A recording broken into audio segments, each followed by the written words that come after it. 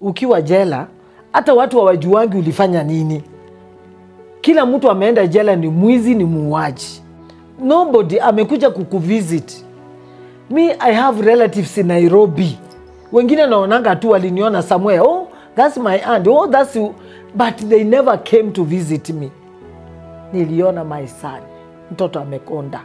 Zile manguo amevalishwa. Sasa ndio nikakuwa na stress. Do you know my son alikatalia akae jela. Na sasa hiyo ako class 4. Ati hapana mimi siendi. Because cousins wake walikuwa wanamwambia mama yake alikufa. Mtoto kuniona hivi alinijua. Na akasema aendi. Nilikuanga na uchungu sana kwa roho yangu. Hata after prison. Because walikuwa wananipigia simu. Nguo yako fulani ndio huyo bibi mwenza amevaa. Viatu zako fulani ndio amevaa. Kitu yako fulani ndio amevaa. Unajua nilikuanga na hasira that. Ningeenda huko nimukute, bado ningerudi je? So niliavoid. Nikasema hizo ni vitu za dunia.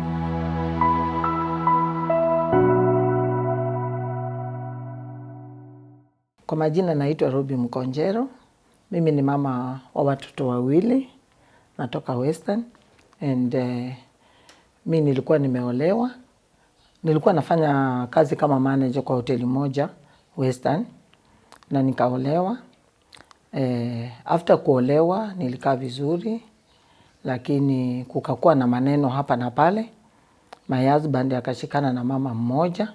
Wakaanza na urafiki. Mara mingi anandanganya ameenda kazi. Ninaambiwa hajaenda kazi nje. Ako tu area. Na ikakuwa ni shida. Kwa sababu even family members walikuwa wananiambia niende nitafute huyu mwanamke ni mchape. Nilikuwa nimeokoka lakini ilifika mahali nikawacha. Kwa sababu nilikuwa naona maneno imekuwa mingi sana. Na vile kunaendelea sio vile nilikuwa na expect. Nilimpata na 2 boys. So ilifika mahali mimi ndio na take care of those 2 boys. Hata mimi ndio niliwapeleka wakatairi. Nikampigia tu simu mimi nimetairisha watoto. Mimi ndio niliwafanyia party. Unaona. So nilikuwa nashindwa na kwa nini aniwachie hiyo mzigo yote. Because yeye ndio alikuwa first born kwa familia yake. Na yeye peke yake ndio alikuwa anafanya kazi. Unaona. So the obvious mom na brothers wake na sisters walikuwa wanamtegemea sana. So ilifika mahali anaanza kuwa mjanja hata kwa pesa. Akilipwa pesa hata sema alilipwa. Na sometimes unafua nguo unakutana na risiti ya pesa, unakutana na risiti ya hoteli penye alilala. So ikafika mahali hata yakakuwa hayuko straightforward. Vitu haziendi vizuri kwa nyumba. Una regret so much. Unaona? Alafu ile kitu ilikuwa inaniuma. Vile tulioana, nilikuwa nimenunua shamba yangu nimejenga. Niliuza shamba yangu yote, vile nilikuwa mjinga sana, in the name of love, nikaenda kujenga kwao. Unaona? So that thing iliniuma zaidi because hata vile niliuza shamba yangu sikuambia my family. My father was still alive, my brothers, my sisters, sikuambia chochote. So mimi niliuza shamba na nikabeba kila kitu, vitu zangu zenye nilikuwa nimenunua nikiwa single. Zote kwa kina bwana nikapeleka huko. Sasa nilikuwa nafikiria, huyu mtu alifanya nikauza shamba yangu. Alikuwa ameanza nyumba. Nikamalizia hiyo nyumba yote, furnitures zote, vitanda zenye tunalalia nyumba mzima, those are my things. Sasa nilikuwa najiuliza, kwa nini anifanyie hivyo? Tena najiuliza, mbona hata mimi nilikuwa mjinga aje sikuacha hizi vitu. Because actually, according to me saa hii, hizo vitu kwanza singebeba. Hata kama tunalalia chini, tungekuwa tunalalia chini. But being a good wife and a foolish wife, nilibeba. Unaona? In the name of marriage. Yani it's like niliona sasa nimefika mwisho. Nimekubali wacha niolewe ni settle. So siku moja nilikuwa kwa nyumba. Relative mmoja wake akakuja akaniambia wako mahali fulani. Nikamfuata mpaka huko akanionyesha juu alikuwa anakunywa pamoja. Na akakuja kwangu akaniambia tuende saa hii nimejua mpaka nyumba ya huyo mwanamke. Na tukaenda mpaka kwa huyo mwanamke, although wana regret so much. Tukaenda kwa nyumba ya huyo mwanamke. Nilipisha mlango, mimi nikaanza tu kupigana. Mjamaa si ametoroka ameacha viatu. Nikaanza kumchapa. Ile hasira sasa, nakumbuka ile shamba yangu nilinunua. Na with my own money, hii kuwa yake nimeuza, nimepeleka kwao. Nashindwa hii nyumba siwezi bomoa, siwezi ibeba nirudishe kwetu ama nirudishe mahali. So that anger alafu zile vitu alikuwa anafanya mbele, hiyo anga ikapanda kabisa. Sasa nikaanza kumchapa, nikamchapa, nikachukua hiyo chuma nikamgonga nayo. Sasa vile nilikuwa nasikia napiga makelele, nikachukua leso nikafunga mdomo. Nikatoka nikaenda. After the following day, my son akakuwa very sick. Nikamuadmit in one of the hospital in Western. After 2 days, nikasikia polisi wamekuja kunitafuta. So vila walienda nyumbani, I think waliambiwa mtoto ameadmitiwa, polisi sasa kunitafuta. And they came all the way from Nairobi. Walitoka Nairobi. Wakakuja wakanitafuta. Kukuja kunitafuta, wakanikosa. Wakaambiwa niko hospitali. I think walikuja wakaconfirm. Na wangenitoa, juu mtoto alikuwa bado ananyonya. Walikuja wakaconfirm, I think, wakaniwacha. Nikapata report ya kwamba niende ni report Kisumu police station. Nilienda police na madawa za mtoto na mtoto hivyo. So nikawaambia nimejileta. Kujileta nikaambiwa urudi nyumbani. The following day ule CID alikuwa amekuja kunitafuta, alinikujia Kisumu. Nilikuwa tu na mtoto wangu, nikaenda nikachukuliwa na gari ndogo inaendeshwa kama ile gari ya Mera ya Meru. Sisi ndio hao mpaka headquarters. Kufika headquarters nikaulizwa maswali, nikawaambia kila kitu, tukaenda Kilimani police station, nikalala huko. After Kilimani police station nikaenda kotini. Kufika kotini fine yangu ilikuwa 500,000. Wamenistaki juu ya kupigana. Unaona? Nimeumiza mtu, grievous harm. Nimeumiza mtu. So my cousin akakuja, tukajitetea, nikasema wanipe ruhusa niende juu iko na an evaluation hiyo title. Mpaka iwe na evaluation vitu mingi ndio ikuje nisimamie. So judge akatupatia 2 weeks na nikakuwa released na mtoto. After 2 weeks ndio tulirudisha sasa hizo. Unaona? Nilipewa bond ya 500,000. So mimi nilikuwa natoka Western every after 2 weeks. Nakuja kesi. Na kwa nyumba akukaliki. Kila mtu ako kivyake. Na sometimes hata tulikuwa tunakuja na Nairobi hii kesi. It took 1.5 years nilikuwa nakuja Nairobi every after 2 weeks. Every after 2 weeks nakuja kotini. Nilikuja kotini nikafungwa. Nikaambiwa nimepatikana na hatia, nikafungwa 5 years. Actually ilikuwa na stress. Because the way nilikuwa na kwanza huyo judge alikuwa mwanamke. Vile nilikuwa namwangalia, there was a time ilikuwa iwe judgment yangu. Ikakuwa niko na kaboil hapa kwa macho. Akaniambia hapana, juu uko mgonjwa sitakupatia judgment leo. Kuja after 1 week. Hapo nikajijazia. Nikasema ama huyu judge anaenda kunifunga. So that week nilikuwa na stress. Unashindwa what is going to happen to you. Unaona? So that day nikaenda kotini. Kwenda kotini, unajua you can just read the moods. Unaona? Au mawadas walagata wako hapo wa mama. Women prison. Nikasema okay, wacha niwachie yote Mungu. Because there is nothing I can do kabisa that time. Nikasomewa mashtaka yenye nilifanya ambaye ni kuenda kwa nyumba yake. Kumwataki huko. Fadhali ningemtafuta mahali kwingine. Nini. Nikaambiwa nimefungwa 5 years. Nililia. Na imagine tu Lang'ata. I've never been to Lang'ata. Hata hakuna siku nishaenda police station. Hiyo kesi ndio ilikuwa ya kwanza. Mimi nikaenda.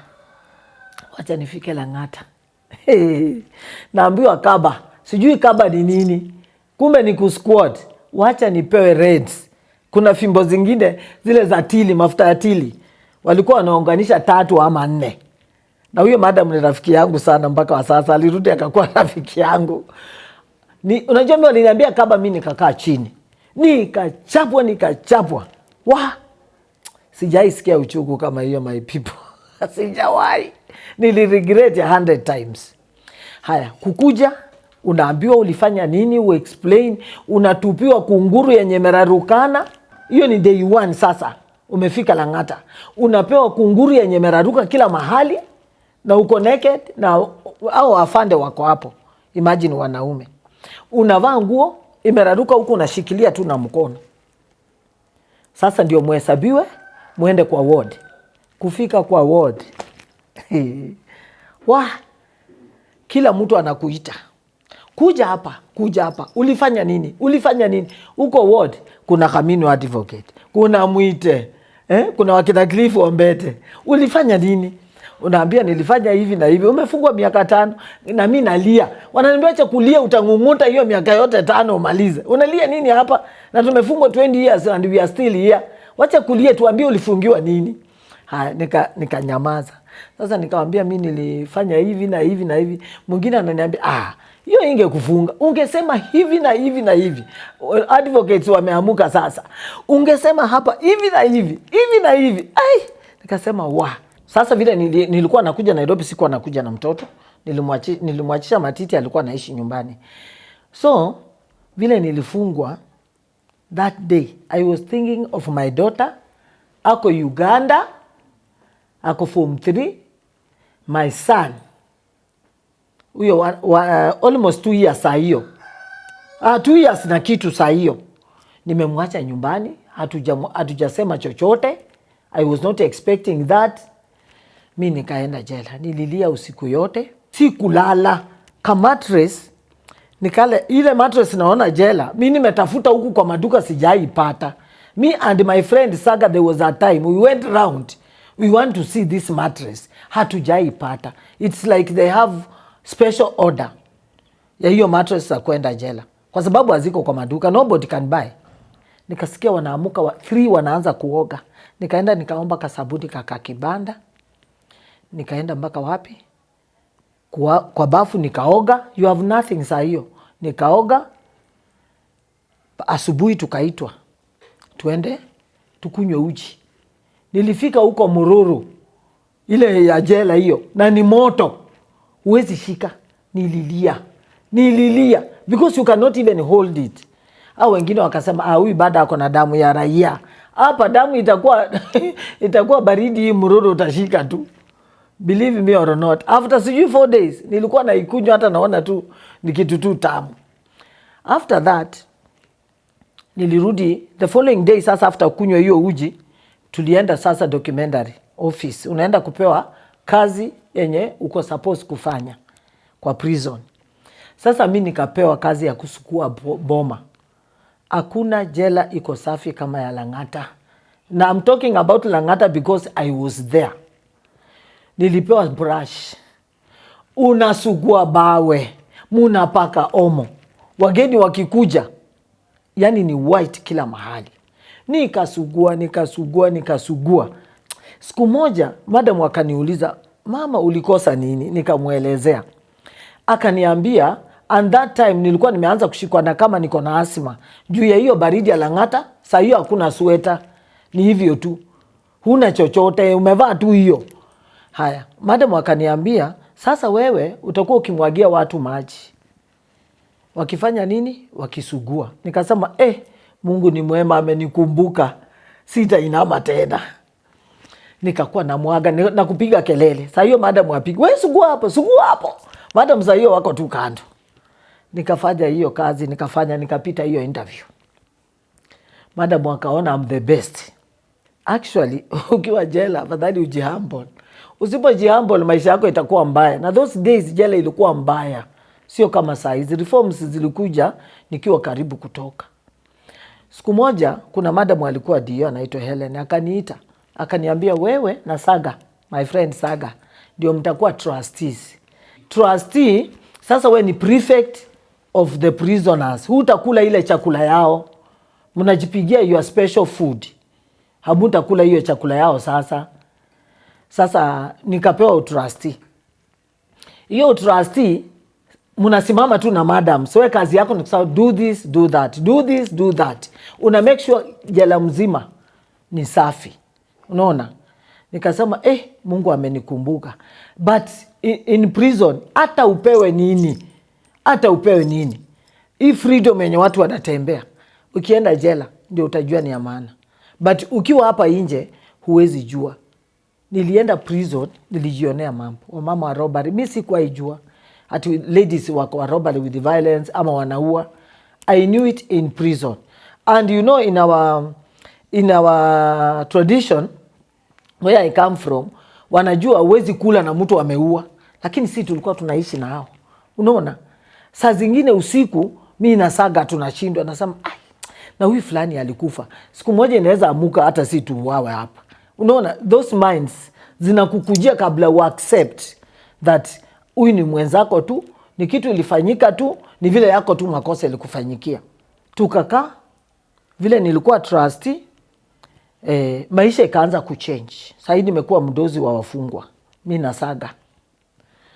After that, when I was just about, kwanza my father died nikiwa prison. Na wakanificha. Wakaambia my daughter, usiai ambia your mother baba alikufa, kwa sababu atakufia jela. My daughter came to visit me kama amemaliza form 4. Nilimwacha akiwa form 3. After form 4 akakuja. That day alikuja kunivisit, amebeba tu sabuni, tuenye marafiki wamempea Rexona, gani, sabuni kila aina. But she did know that jela, hizo sabuni hatukuwa tunatumia. Tulikuwa tunatumia tu ya kipanda peke yake. Wakamfukuza nazo. I felt so bad. In fact, hawakumfukuza, walichukua. Wakabaki nazo. My daughter akakuja, akalia, tukalia, akarudi akaenda. Vile my daughter alienda, stress sasa ikaanza. My daughter amefanya form 4, akapita. Inatakiwa aende form 5. Na that man mwenye alikuwa anamlipia is a family friend from Uganda. Si babake. Hakuna my relative alilipia my daughter school fees even one. Relatives are good when you are there. But in case of anything, utajua nani wa ukweli, nani wa uongo. My daughter alirudi, akaenda Uganda kuendelea na masomo. So your family friend walijua nimefungwa. The lady comes from Kenya na mwenyewe ni Muganda. A very senior man, very very senior. Na bado ako senior. Alienda akasema kwa shule, huyu mtoto mamake alikufa, babake alikufa. Walibadilisha majina ya my daughter kwa jina ya huyo mtu. Mpaka sasa hata iko kwa ID ya my daughter. Because tulishindwa kufanya chochote juu iko kwa certificates zake zote za Uganda. Kumbe huyu mtu alikuwa anataka achukue my daughter kama bibi. Na akaenda kusema kwa shule, nobody is allowed to visit this girl without my consent. Mpaka mimi nimpe barua. So my daughter alikuwa tu kwa shule. Watu wakikuja kuvizitiwa, yeye anakaa tu kwa dorm. One day my brother alikufa na kanza. Mwenye alikuwa ananifuata. Alienda huko na bibi yake kuvisit my daughter. Kufika kwa shule, headmistress alimwambia, "Muende mtafute so and so mahali fulani. Hatuwezi kubali muone daughter wa Robby." Akarudi, wakaenda akamtafuta. Alimpata kwa ofisi. Do you know that man refused kabisa kupatia my really brother barua ya kuenda kuona, kwa sababu amepata bibi wa bure tena. Kwanza as a fourth wife. Juu alikuwa na wanawake 3 wenye ameoa. In fact, I was saying, hata afadhali angemwambia, "We soma, uolewe na kijana yangu." Juu alikuwa na kijana rika huyo na huyu mama na mheshimu. Huyo mama alikuwa anatuchukua vizuri, ndio alitutafutia hiyo shule. It was like, yani alikuwa ni kama auntie wa my daughter kabisa, na mama nilikuwa naheshimu kabisa. Unaona? So hiyo kitu iliniuma sana. Yeye kuenda kusema my daughter ati mimi nilikufa. Kama angekuwa mzuri, si hata angekuja tu jela atuongeleshe, aniongeleshe, aseme what happened, nini, aseme I will take care ama sita take care. Unaona? So ilifika mahali my daughter akataka kujinyonga kwa shule. Sasa ndio ukweli ikajulikana. But it was too late. And I think our watoto wake walikuwa nasoma na watoto wake. They were good friends in the same class. Nafikiri walienda wakaambia the mother. Because when I came out, nilienda kuvisit the wife na akaniambia kila kitu. Unaona? I felt so bad.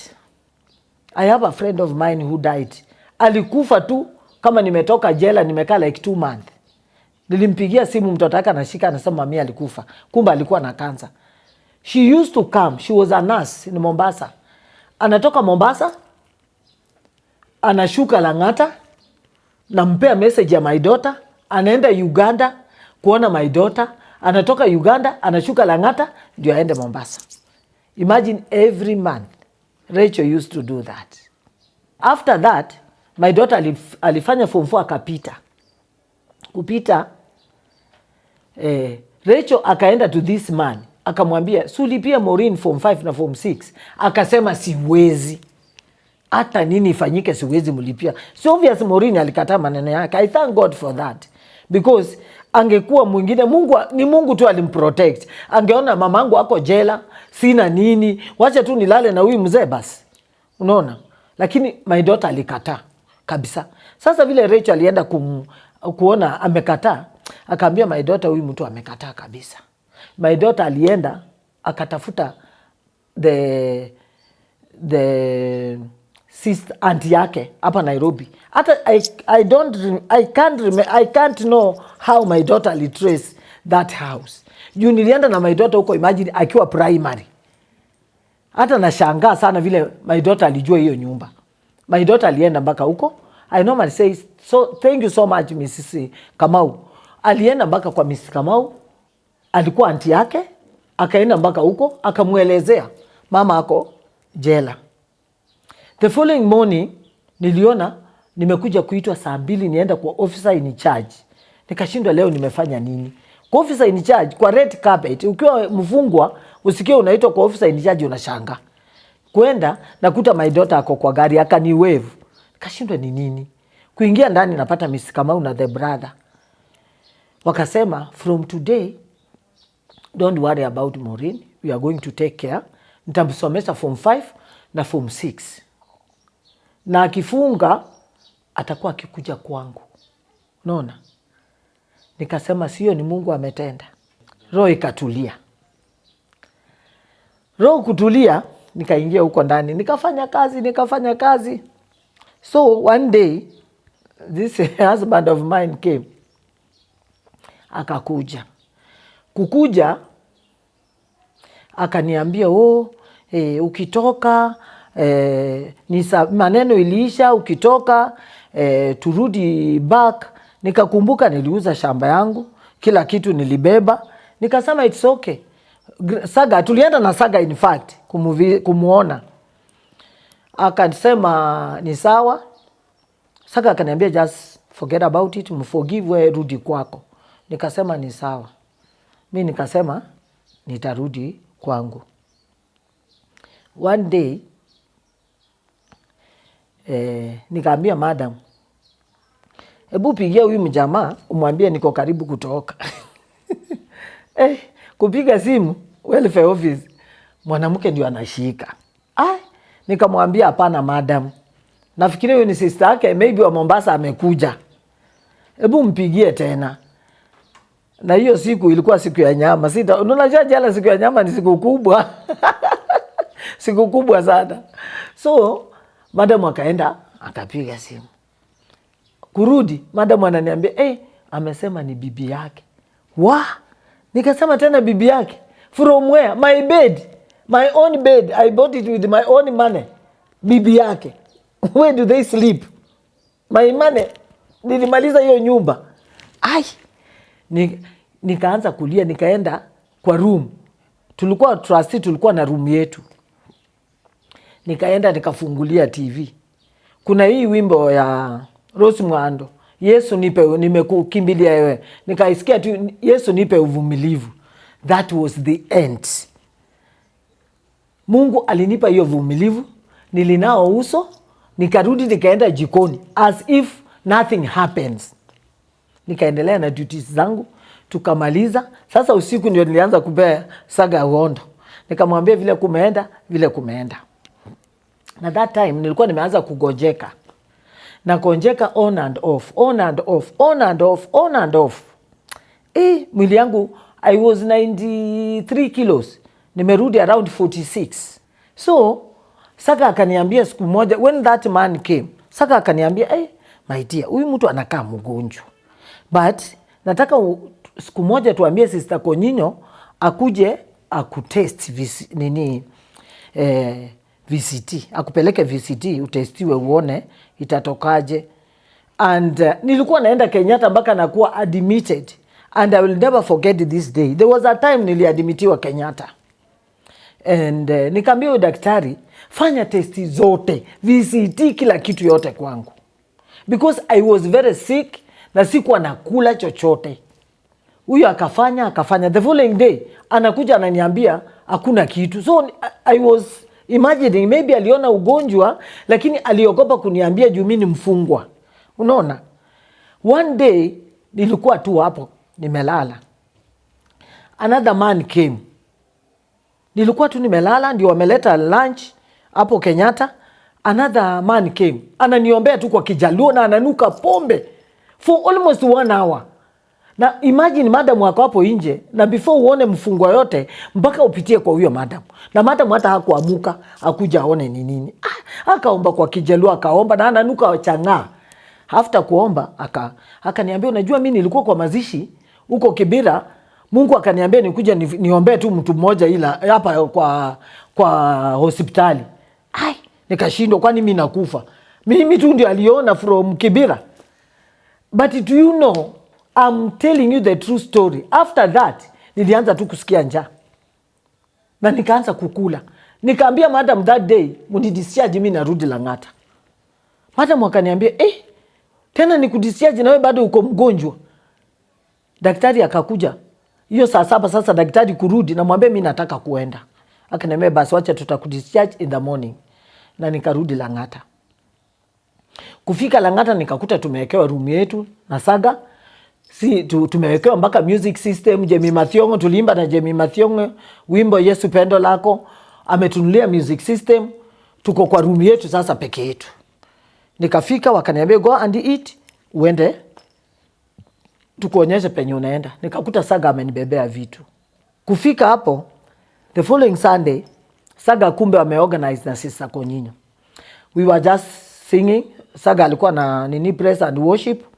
Akaniita. Sister akaniita, nikaenda. Nikakuwa tested. Akaniambia niko na HIV. That day sikulala. I cried the whole night. And then the funny thing, I really thank Saga. Huwa nasikia kulia juu ya kufuraha. Saga took care of me. Alikuwa ananiosha,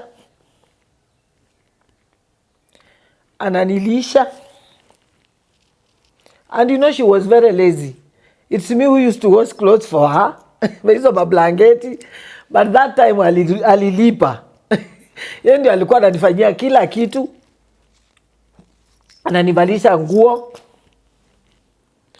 There is a lady who died in prison. I'll not mention her name. Alikuwa HIV positive. And it was the same Saga who used to take care of her. And I could hear Saga saying, akiomba, God usimchukue vile ulichukua so and so. But nilikuwa nasikilia kwa umbali. But I want to thank Madam Lilian and Madam Wamoyo. Every day walikuwa napeana maziwa niletewe. Also officer in charge, Madam Wanini, tulikuwa tumemnickname British woman. I really thank her so much. Juu alikuwa anakuja around every day kuona kwa room vile naendelea. And nikaendelea hivyo. So we used to make jokes. Saka ananiambia, Robby, don't worry. One day tukitoka hapa, we'll be going around. You'll be talking about HIV and I'll be talking about drugs.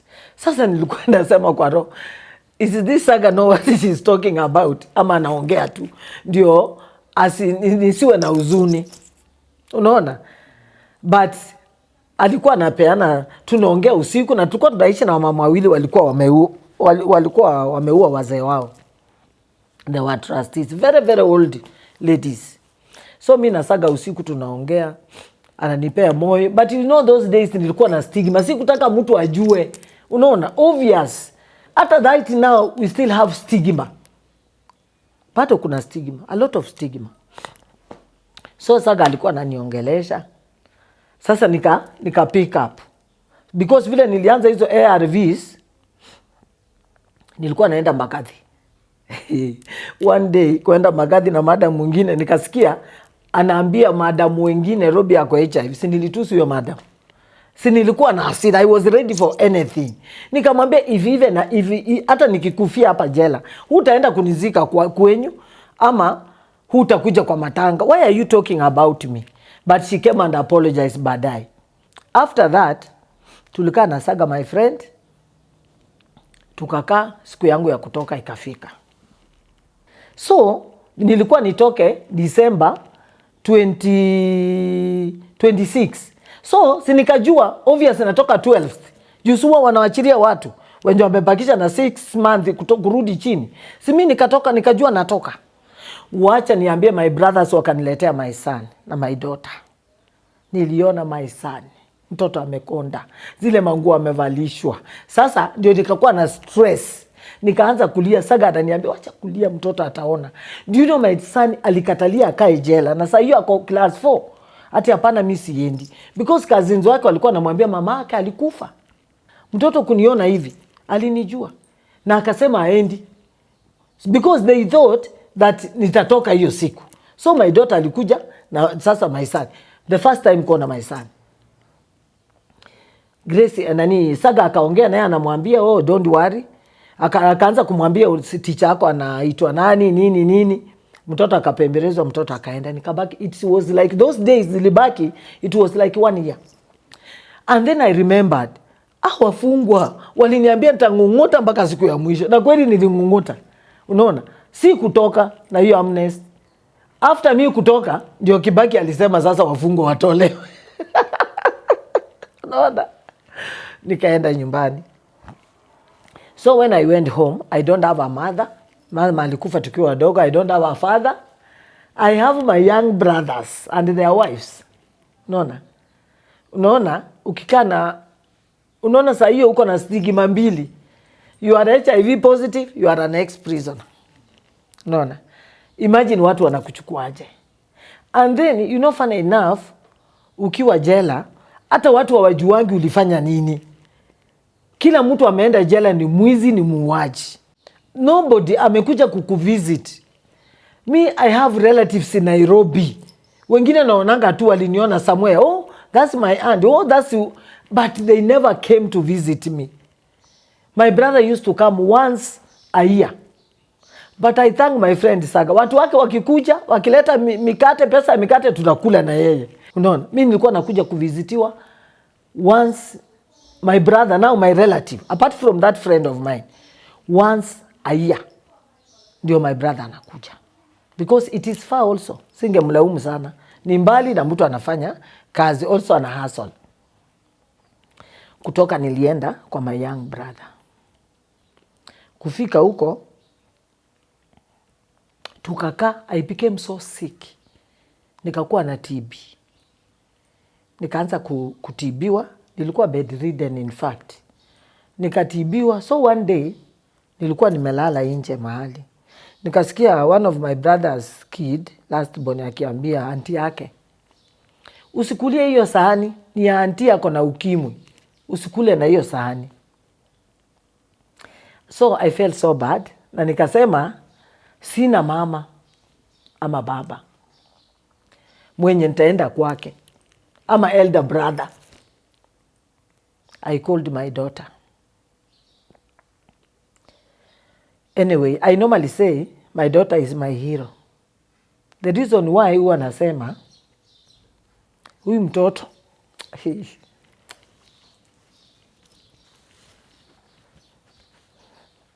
my daughter aliniambia mami, na alikuwa anafanya kibarua. Mpaka anatoka penye anaishi na mguu Kayole, anaenda town kwa supermarket. Akaniambia mami, sina pesa.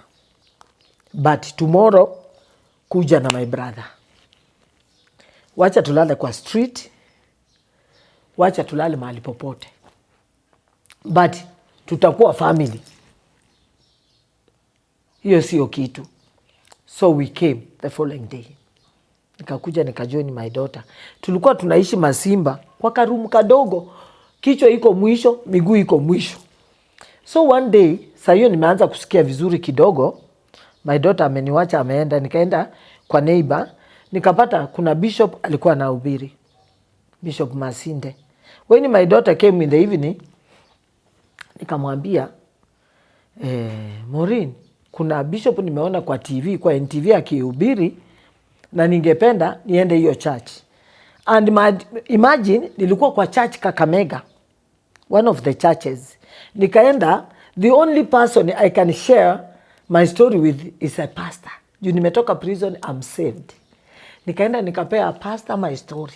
The following Sunday, it was me. HIV ni watu wa dhambi. Jela ni watu wa dhambi. So mi what I did, nilichukua tuka Biblia kangu. Hata si kuongea, nikaenda. So nikasema, I will never go to church again. Nikasema, sasa kama ni mtu ameokoka. By the way, hata hizo vitu bado ziko mpaka sahi. I have friends wenye walitoka prison. Wanatuambia kanasaka the same thing. Wamefukuzwa church. Juu ni ex-prisoners. So vile niliambia my daughter akaniambia, mami, hiyo church ni mzuri, hata mimi nishaenda hiyo church. My daughter akaniambia, uende hivi, and you know sikuwa najua umoja. Ushuke mahali fulani, uulize. So mimi nilishukia huko kwa chief, huko Umoja tu. Nikaanza kutembea nikiuliza Deliverance Church iko wapi? Deliverance nikaenda. Good luck, kuna mtu aliniambia ukiona tu basi zimeandikwa King Schools, ujue ni za Deliverance. Nilienda street. Nikaingia. Nikakataa nataka Bishop Masinde. Ndio nimwambie story yangu. Akinifukuza niendange mapema kabla nijoin hiyo church. Unaona? That day nikakuta pastor all over wamekuja kumuona. So a lady who was at the reception akaniambia, mami, uko na shida gani? Nikamwambia, mimi I just want bishop peke yake. So huyu msichana huwa namshukuru sana, alienda akashare na Reverend Becky. Reverend Becky akaniita. Akaniambia, mami, uko na shida? Tell me anything. Akanipeleka kwa ofisi yake. Nikamwambia, mimi niko hivi, niko ex-prisoner, niko HIV positive. Na mimi nataka niwaambie mapema kabla nijoin judge juu nilienda charge nyingine wakanifanya. Akaniambia, you are most welcome. I normally thank Reverend Becky, although alikufa na cancer last year, hata nilienda mazishi Western. Yani she became my good friend. Alikuwa anakuja mpaka kwa nyumba. After that nikajoin, akanipeleka, akaniitia in charge wa VCT. Deliverance Church wako na VCT. Inaitwa Dulos Youth Friendly Center. Deliverance Church Umoja iko Kangundo Road campus. Walinisaidia. Nilienda huko, wakaniambia, we have a group, watu wenye wako HIV peke yake. Tunaenda, wakanijoin hiyo group. I want to thank Mrs. Obadia na Njeri and all others wenye wanafanya hapo. Walikuwa natuongelesha. Yani walijiweka kwa kiato yetu, although they are not HIV positive. So nilifika hapo, watu wanasema shida yao, nikasema gai, afadhali hata yangu sasa. Unaona? Sasa ikaenda hivyo, hiyo stigma inaenda ikiisha. Unaona? Nikajoin New Life class kwa church, nikamaliza. Sasa ile na join sasa nilijoin New Believers Church, nikamaliza. Sasa ile naenda New Life, nikashikwa na TB. Sasa nikakuwa bedridden, ule siwezi tembea for 3 good months. Do you know, it was only the church people who used to come to my house, no relative, no friend. Sasa hiyo my friend Saga alikuwa ameenda ngambo, alitoka akaenda ngambo, no contact. So mtu mwenye ungepata kwangu ni my sister-in-law, hata waliwachana na huyo my step brother, anaitwa Sophie Makoba, anasomesha Our Lady of Mercy Secondary Girls siko Shauri Moyo. Yeye ndio alikuwa anakuja na watoto wake wote kuni visit, watuletee chakula apart from my church people. Au ndio walikuwa peke yao. My leader Obadia and the wife B32 fellowship walikuwa nakuja kwa nyumba. Sasa hiyo hatuna rent 3 months. Church ndio walikuwa natulipia rent. Christ Ambassador fellowship Sami Ngole and the wife ndio walikuwa nakuja kwetu. Church ndio yani Deliverance Church. Any member of Deliverance Church, ninawashukuru. Why? Hiyo sadaka wenye huo wanatoa, it's like nilitumia pesa yote ya member kwa hiyo church. Walikuwa wananipeleka hospitali, walikuwa wanatulipia nyumba, wanatulisha. Yani hiyo compound hata kama kulikuwa na umbwa ilikuwa inanijua. Because any problem, it was like now that my family. Nitakimbia. Welfare, Mrs. Wafula, I thank God for you. Ukienda watakukaribisha, administrator watakukaribisha, madhe uko na shida gani? Nawambia my son, hana fees, hana nini. Fellowship, kila kitu. Yani ni my relatives. Yani they turn to be my closest relatives. Apart from my sister-in-law Sophie na watoto wake wote. Ilifika mahali nikashikwa na TB tena. Hiko inaonekana. Ilibidi niwe naenda kudungwa Coptic. And I also want to thank Coptic people, hospital, where I take my medication. Nilikuwa naenda Coptic every day kudungwa shindano ya TB. Every day. Na church ndio wananipea fare. Wananipigia simu.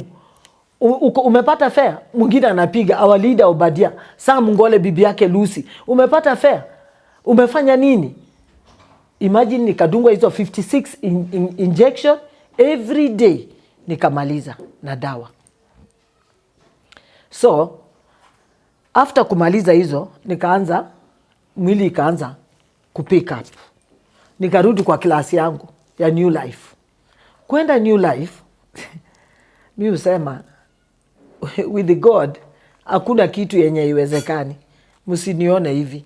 Wenye walikuwa wananiona na those pictures ningewaonyesha, hamungejua ni mimi kabisa. From 93 kilos. Saa hiyo sasa nilikuwa nimepanda niko 52 kilos. Sikuwa na nguo ya kunitoshea. Nguo zangu zote ni kubwa and I cannot even afford to buy a dress. So there is one of my teacher anaitwa Agnes, hiyo New Life Deliverance Church. Sijui nilikuwa nafanya nini. Akaona nimefunga nguo na kipini, skirt. Akaniita kando. Akaniambia nguo zako zote zilikukataa. Nikamwambia ndio. So tulipaki nguo zangu zote nikapeleka church. Nao sina nguo. Siku moja nikiwa kwa nyumba in the evening, I was still weak. Akanipigia akaniuliza, Morini ako kwa nyumba, your daughter ako? Nikamwambia ndio. Akaniambia fanyeni hivi, kujeni hapo PCA, kuna mzigo nimekuletea. Nilipata huyo teacher Agnes ameniwekea suits zote, nguo mpya, masuti zake mpya. Sasa hiyo sasa ndio ilikuwa wardrobe yangu yote. So I thank God for New Life teachers pia. Unaona? Deliverance Church walifanya maisha yangu ikapinduka juu ya Mungu. Unaona? Walitulipia nyumba. Wamenimenda mpaka where I am. Siku moja after nimesikia vizuri, they went to visit my leader. I was not there. Sasa kuna wamama wali discuss ya kwamba mimi nitafutiwe pesa ya biashara. Wakachanga 11,000. Wakaniita, wakaniambia, sisi tumechanga 11,000. Tunataka uende utafute kibanda Korokocho. And you know, sikuwa najua Korokocho ni wapi. A friend of a neighbor, just a young girl, akaniambia nitakupeleka Korokocho. Tukaenda Korokocho, tukashindwa, nauliza, naweza pata kibanda? Huku huwezi pata. So nikaenda to some ladies. Unajua sasa nilijua hii lugha yetu ya Kikuyu jela yote. Nikasikia wanaongea Kikuyu. Nikaenda tukabonga nao Kikuyu. Nikauliza wanauzaji avocado, wakaniambia, nikamwambia mimi natafuta kibanda. Mnaweza nisaidia? Mungu naye ni nani? Waliniuliza, enda uweke tu rent. And it was only 1,000. Iwe tu tayari. After 2 days they called him, mama, kuna kibanda mtu anaenda holiday, Christmas na arudi. So hii namba tumia mwenyewe. Na nikamtumia. Kumtumia watu by the time wanajua mimi niko kwa kibanda. Nikaanza kuuza karoti, hatuendi. Unajua sasa unaanza kujifunza. Wacha nianza kumwaga maembe. Yani Mungu alitenda miujiza. Nilikuanga by 3 I'm in the market. Niko Korokocho kwa kibanda. 4 customer wanaanza kuja. Niliuza avocado, niliuza maembe. By mimi watu wakiingia 8 mimi nimemaliza, mimi narudi kwa nyumba. And hiyo ilikuwa favor ya Mungu. Na tulikuwa tumefunzwa kitu. Tithe. Every day nilikuwa nauza, hata kama nauza 200, hata kama avocado ijaiva, nachukua 10% of that money naeka kwa envelope. Nilikuwa naenda na envelope ya the following Sunday, naweka ndani. Biashara yangu ilikuwa, nikaanza kuenda Uganda kuleta vitu Tanzania. Hakuna mahali sijui Ukambani wapi, Kisii, unaona? And that was God. Ilianza kushuka siku ya corona. Unaletea mtu kitu, hana pesa, unaona kweli hana. Hajakuibia lakini hana. Unaona? Amefanyia kitu, maybe ile kitu iko emergency. After that, kuna one day tulikuwa tumeenda na church uko Lang'ata. After like 1 week, my friend Saga akanipigia. Akaniambia, sauti ilibadilika because I have throat infection. Akaniambia, no, you are not Robby. Nikamwambia, my dear, I'm Robby. Saga anasema, no, you are not Robby. Hiyo si sauti ya Robby. Nikamwambia ni mimi, niko na throat infection. Aliniambia, are you in a position, nataka tu kukuona saa hii.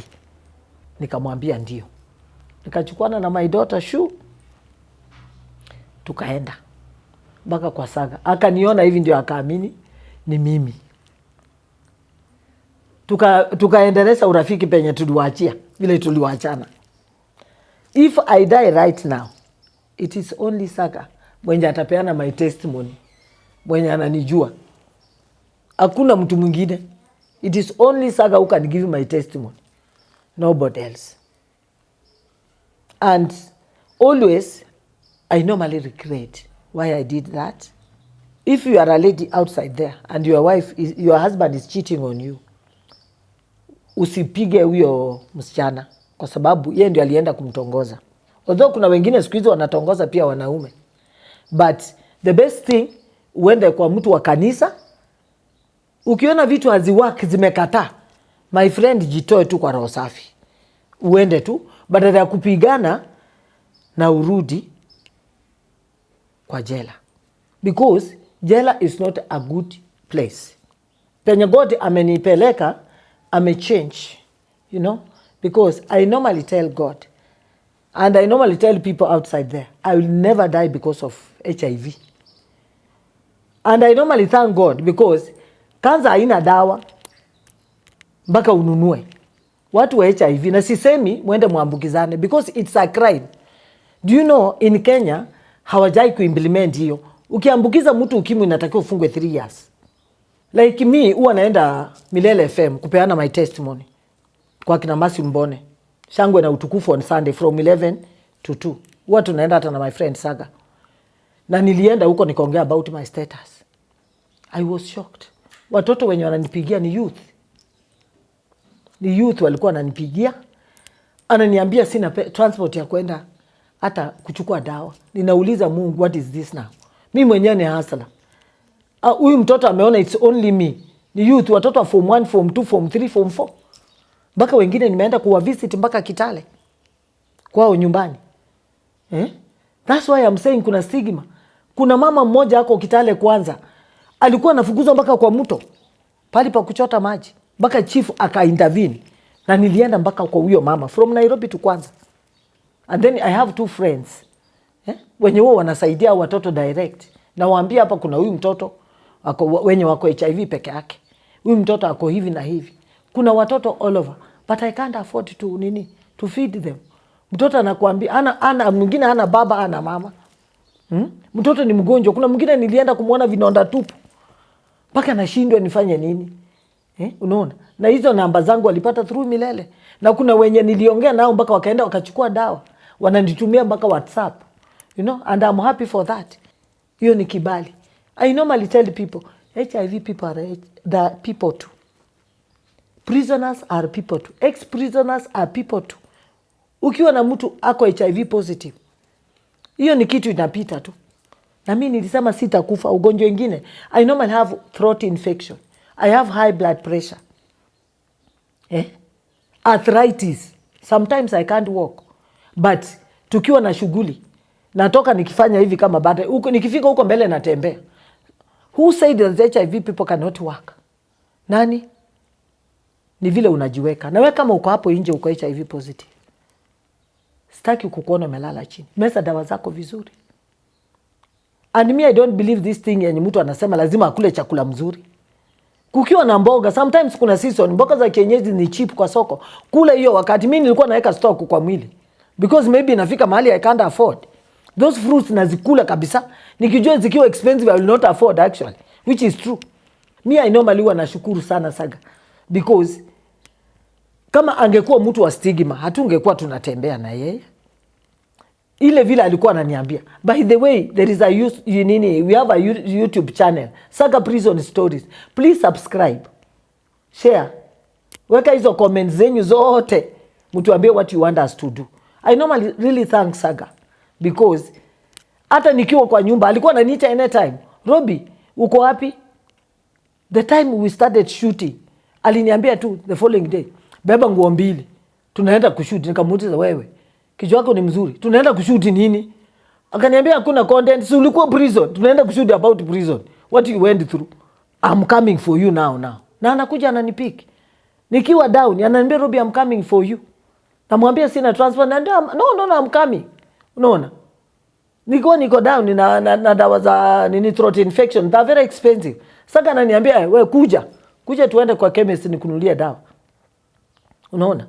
So if you are out there, I know unaniona. Ukiwa na relative mwenye ako HIV positive, acha kumfanya kama si binadamu.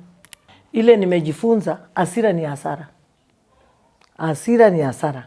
Hata ukiwa na hasira aina gani, jitoe kwanza, hasira iende ipoe.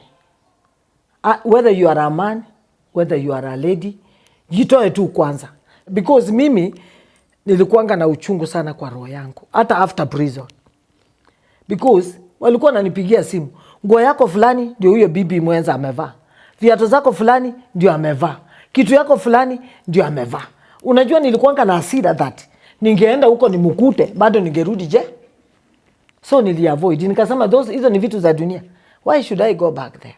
Because we have never met, even with huyo bwanangu hatujai kutana hivi face to face.